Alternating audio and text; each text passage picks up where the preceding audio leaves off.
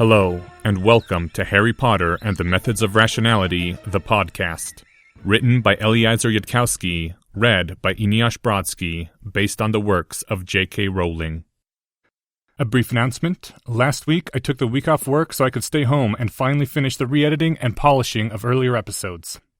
Today, it is done. Chapters 1 through 9 have been redone entirely, and a good deal of the early chapters have been re-edited to improve the sound quality. Furthermore, large sections of my voice work has been removed and replaced with valiant voice volunteers, giving a distinctive sound to many characters. More than a dozen characters have been replaced with unique voices, and no one will ever have to suffer through my McGonagall or Weasley twins again. Chapter 82, Taboo Trade-Offs, Final.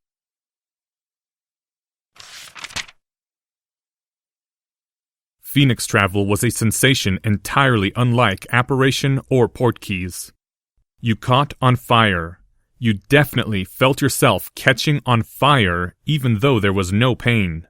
And instead of burning to ashes, the fire burned all the way through you and you became fire. And then you went out in one place and blazed up in another.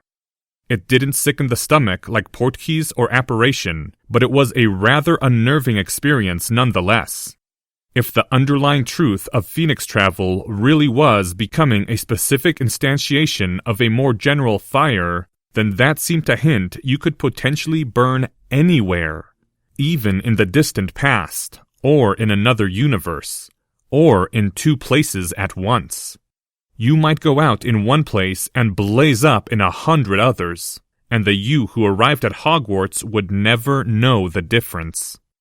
Though Harry had read what he could about phoenixes, trying to figure out how to get one of his own, there'd been no hint of anything remotely like that capability. Harry caught fire and went out and blazed up somewhere else. And just like that, he and the headmaster and the unconscious form of Hermione Granger held in the headmaster's arms were occupying another place, with Fawkes above them all.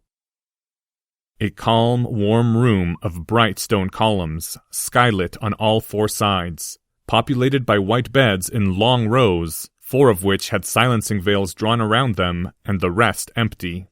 In one corner of Harry's vision, a surprised-looking Madame Pomfrey was turning toward them. Dumbledore seemed to pay the senior healer no heed as he carefully laid down Hermione on an unoccupied white bed. From a distant corner there was a flash of green, and from out of a fireplace strode Professor McGonagall, brushing herself off slightly from the flue ashes. The old wizard turned from the bed and reached one of his arms around Harry again, and then the boy who lived and his wizard vanished in another burst of fire. When Harry had fully lit up again, he was standing in the headmaster's office, amid the noise of a dozen inexplicable gadgets. The young boy took a step away from the old wizard and then turned on him, emerald and sapphire eyes meeting. The two of them did not speak for a time, looking at each other, as though all they had to speak could be said only by stares, and not said in any other way. In time, the boy enunciated words slowly and precisely. "I cannot believe that a phoenix is still upon your shoulder." "The phoenix chooses but once. They might perhaps leave a master who chooses evil over good. They will not leave a master forced to choose between one good and another. Phoenixes are not arrogant. They know the limits of their own wisdom." Stern indeed, that ancient gaze. "Unlike you, Harry." "Choose between one good and another," Harry echoed flatly. "Like Hermione Granger's life versus 100,000 galleons." The rage and indignation Harry wanted to put into his words wasn't quite there, for some reason. Maybe because...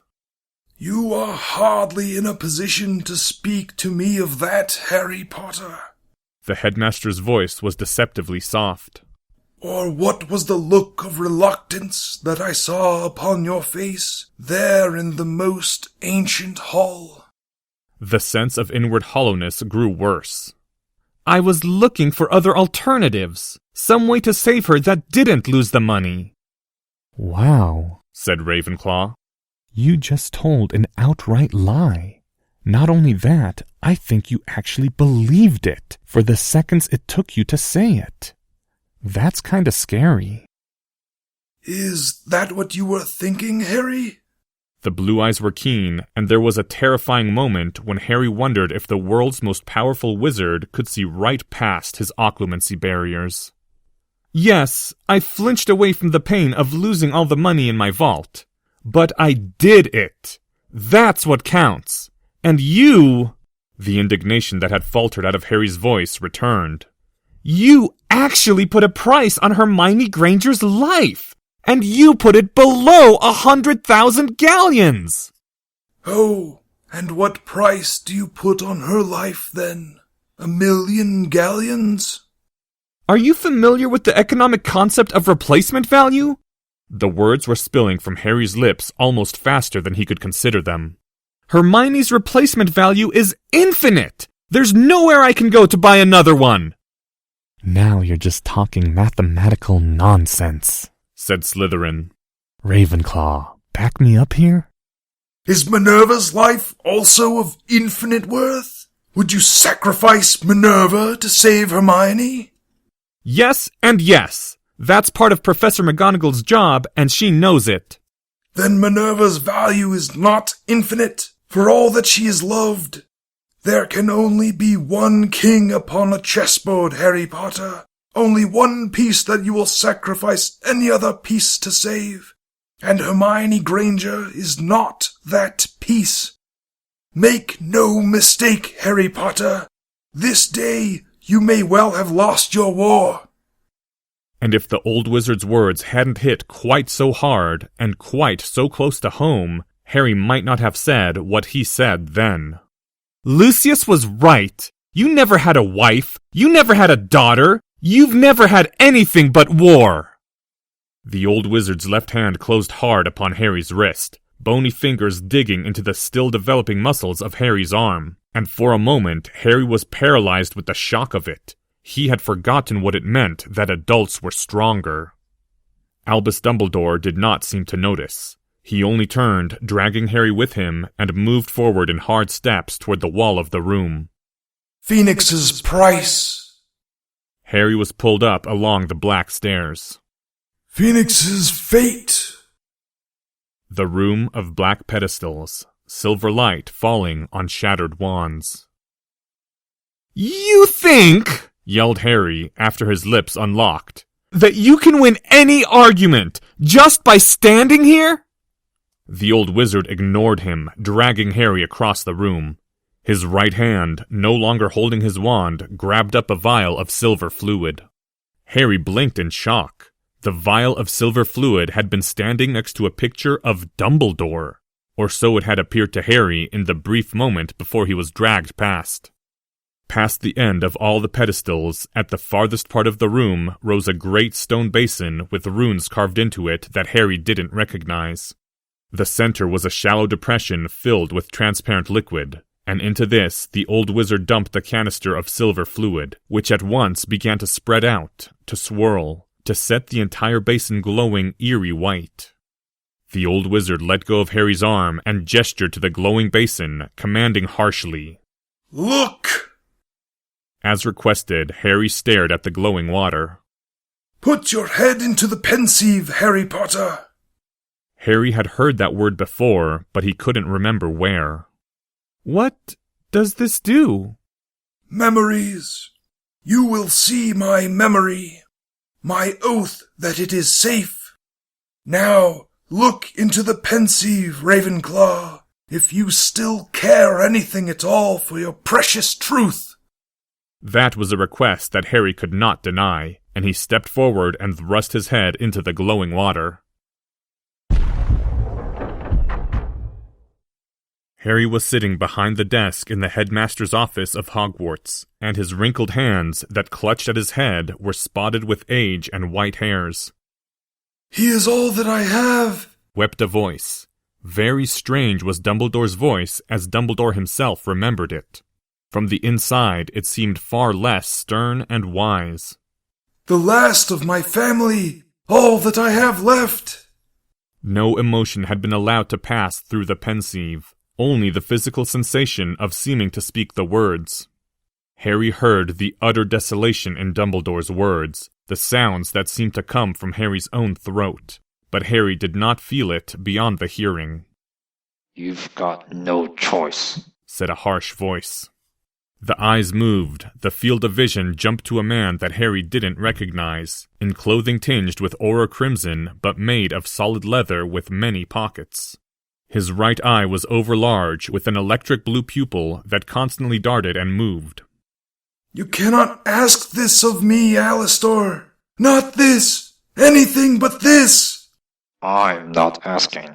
Voldy's the one who's asking, and you're going to tell him no." "For money, Alastor? Only for money?" "You ransom Aberforth, you lose the war. That's simple. 100,000 galleons is nearly all you've got in the war chest, and if you use it like this, it won't be refilled. What'll you do? Try to convince the Potters to empty their vault like the Longbottoms already did? Voldy's just going to kidnap someone else and make another demand. Alice, Minerva, anyone you care about, they'll all be targets if you pay off the Death Eaters. That's not the lesson you should be trying to teach them." "If I do this, I will have no one! No one!" Dumbledore's voice broke. The world tilted as the outlooking head fell down into the ancient hands, and awful sounds came from Not Harry's throat as he began to sob like a child. "Shall I tell Voldy's messenger no? You don't have to do it yourself, old friend." "No, I will say it myself. I must."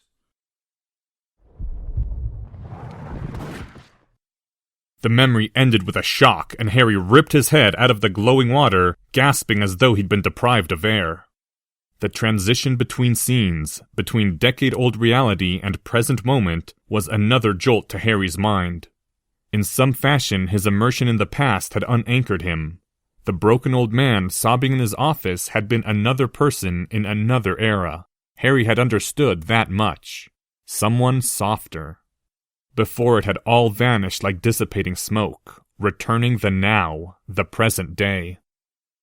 Terrible and stern stood the ancient wizard, like he was carven from stone, beard woven of thread like iron, half-moon glasses like mirrors, and the pupils behind as sharp and unyielding as black diamond. "Do you also wish to see my brother as he died under the Cruciatus? Voldemort sent me that memory as well." And that... Harry was having trouble producing a voice for the growing sickness in his chest. "That was when..." The words seemed to burn in his throat as the awful knowledge dawned on him, the horrible understanding. "That was when you burned Narcissa Malfoy alive in her own bedroom." Albus Dumbledore's gaze was cold as he answered. "To that question only a fool would say yea or nay. What matters is that the Death Eaters believe I killed her, and that belief kept safe the families of all who served the Order of the Phoenix until this day. Now do you understand what you have done? What you have done to your friends, Harry Potter? And to any that stand with you?" The old wizard seemed to grow still taller and more terrible as his voice rose louder. "You have made them all targets, and targets they will remain until you prove the one way it can be proven that you are no longer willing to pay such prices." "And is it true?" There was a buzzing sensation filling him, his body growing more distant. "What Draco said, that Narcissa Malfoy never got her hands dirty, that she was only Lucius's wife. She was an enabler, I get that, but I can't back that deserving being burned alive." "Nothing less would have convinced them that I was done with hesitation." The old wizard's voice brooked no question and no refusal. "Always I was too reluctant to do as I must. Always it was others who paid the cost of my mercy. So Alistair told me from the beginning, but I did not listen to him. You, I expect, shall prove better at such decisions than I." "I'm surprised," Harry said, amazed that his voice was almost steady. I would have expected the Death Eaters to go after another Light family and start a cycle of escalating retaliation if you didn't get them all with your first strike. If my opponent had been Lucius, perhaps. Dumbledore's eyes were like stones. I am told that Voldemort laughed at the news and proclaimed to his Death Eaters that I had finally grown and was at last a worthy opponent. Perhaps he was right. After the day I condemned my brother to his death, I began to weigh those who followed me, balancing them one against another, asking who I would risk and who I would sacrifice, to what end. It was strange how many fewer pieces I lost once I knew what they were worth. Harry's jaw seemed locked, like it took a massive effort to make his lips move. But then, it's not like Lucius was deliberately taking Hermione for ransom. From Lucius's perspective, someone else broke the truce first. So with that in mind, how many galleons was Hermione worth, exactly? Leaving aside the Danegeld thing, if it was just some ordinary threat to her life, how much should I have paid to save her? 10,000 galleons? 5,000? The old wizard did not answer. It's a funny thing, Harry said, his voice wavering like something seen through water. Do you know, the day I went in front of the Dementor, what my worst memory was? It was my parents dying. I heard their voices and everything. The old wizard's eyes widened behind the half-moon glasses. And here's the thing I've been thinking about over and over. The Dark Lord gave Lily Potter the chance to walk away. He said that she could flee. He told her that dying in front of the crib wouldn't save her baby. Step aside, foolish woman, if you have any sense in you at all. An awful chill came over Harry as he spoke those words from his own lips, but he shook it off and continued. And afterward, I kept thinking. I couldn't seem to stop myself from thinking. Wasn't the Dark Lord right? If only Mother had stepped away. She tried to curse the Dark Lord, but it was suicide. She had to have known that it was suicide. Her choice wasn't between her life and mine. Her choice was for herself to live, or for both of us to die. If only she'd done the logical thing and walked away. I mean, I love Mum too, but Lily Potter would be alive right now, and she would be my mother. Tears were blurring Harry's eyes. Only now I understand. I know what Mother must have felt. She couldn't step aside from the crib. She couldn't! Love doesn't walk away! It was like the old wizard had been struck by a chisel that shattered him straight down the middle. What have I said? What have I said to you? I don't know! I wasn't listening either! I'm sorry, Harry. The old wizard pressed his hands to his face, and Harry saw that Albus Dumbledore was weeping. I should not have said such things to you. I should not have resented your innocence. Harry stared at the wizard for another second, and then Harry turned and marched out of the black room, down the stairs, through the office. I really don't know why you're still on his shoulder, Harry said to Fawkes. Out the oaken door and into the endlessly turning spiral.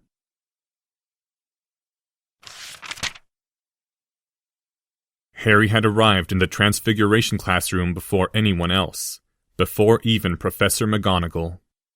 There was Charms class earlier, for his year, but that he hadn't even bothered trying to attend. Whether Professor McGonagall would make today's class, he didn't know.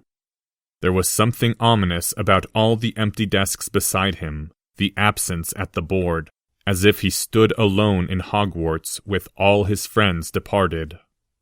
According to the class schedule, today's lesson was on sustained transfigurations, all the rules of which Harry had learned by heart back when he was transfiguring a huge rock into the small diamond that shone on his pinky finger.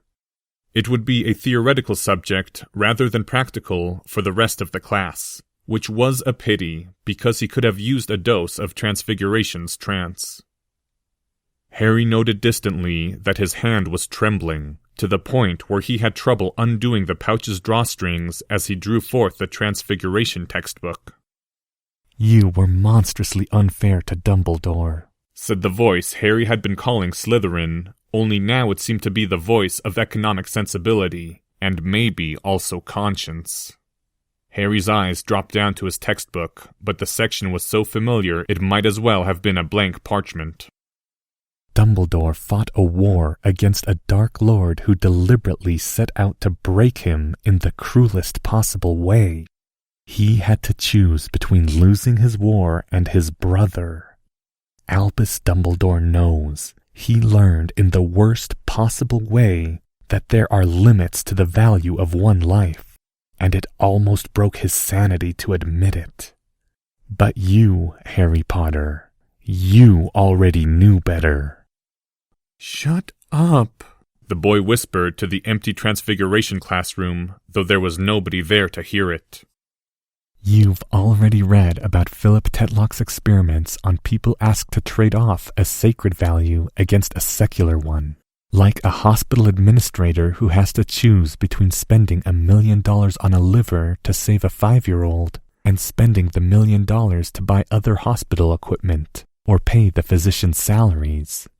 And the subjects in the experiment became indignant and wanted to punish the hospital administrator for even thinking about the choice. Do you remember reading about that, Harry Potter? Do you remember thinking how very stupid that was, since if hospital equipment and doctor salaries didn't also save lives, there would be no point in having hospitals or doctors? Should the hospital administrator have paid £1 billion for that liver, even if it meant the hospital going bankrupt the next day?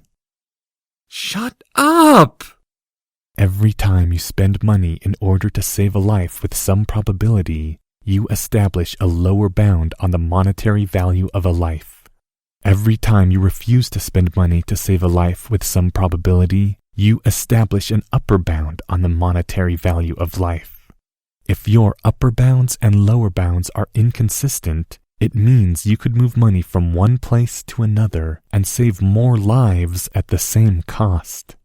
So if you wanted to use a bounded amount of money to save as many lives as possible, your choices must be consistent with some monetary value assigned to a human life. If not, then you could reshuffle the same money and do better. How very sad, how very hollow the indignation of those who refuse to say that money and life can ever be compared, when all they're doing is forbidding the strategy that saves the most people for the sake of pretentious moral grandstanding. You knew that, and you still said what you did to Dumbledore. You deliberately tried to hurt Dumbledore's feelings. He's never tried to hurt you, Harry Potter. Not once. Harry's head dropped into his hands. Why had Harry said what he'd said to a sad old ancient wizard who'd fought hard and endured more than anyone should ever have to endure?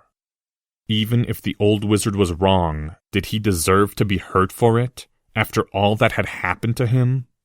Why was there a part of him that seemed to get angry at the old wizard beyond reason, lashing out at him harder than Harry had ever hit anyone, without thought of moderation once the rage had been raised, only to quiet as soon as Harry left his presence?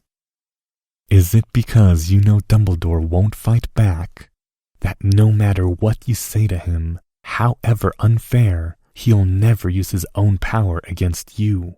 He'll never treat you the way you treat him. Is this the way you treat people when you know they won't hit back? James Potter's bullying genes manifesting at last. Harry closed his eyes. Like the Sorting Hat speaking inside his head. What is the real reason for your anger? What do you fear? A whirlwind of images seemed to flash through Harry's mind then. The past Dumbledore weeping into his hands, the present form of the old wizard standing tall and terrible. A vision of Hermione screaming in her chains in the metal chair as Harry abandoned her to the Dementors. And an imagination of a woman with long white hair. Had she looked like her husband? Falling amid the flames of her bedroom as a wand was held upon her and orange light reflected from half-moon glasses. Albus Dumbledore had seemed to think that Harry would be better at that sort of thing than him. And Harry knew that he probably would be. He knew the math, after all. But it was understood, somehow it was understood, that utilitarian ethicists didn't actually rob banks so they could give the money to the poor. The end result of throwing away all ethical constraint wouldn't actually be sunshine and roses and happiness for all. The prescription of consequentialism was to take the action that led to the best net consequences, not actions that had one positive consequence and wrecked everything else along the way.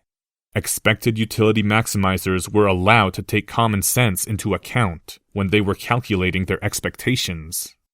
Somehow, Harry had understood that. Even before anyone else had warned him, he'd understood.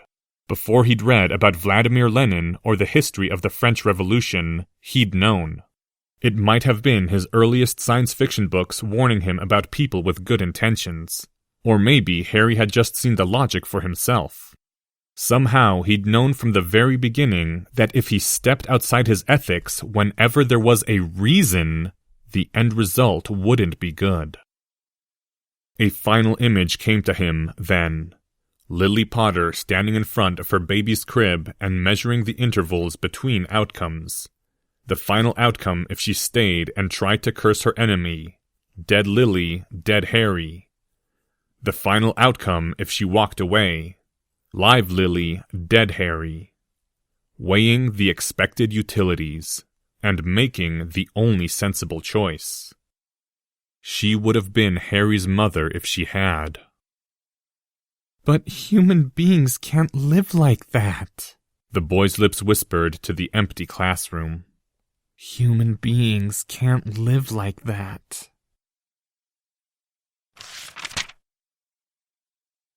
End Chapter 82.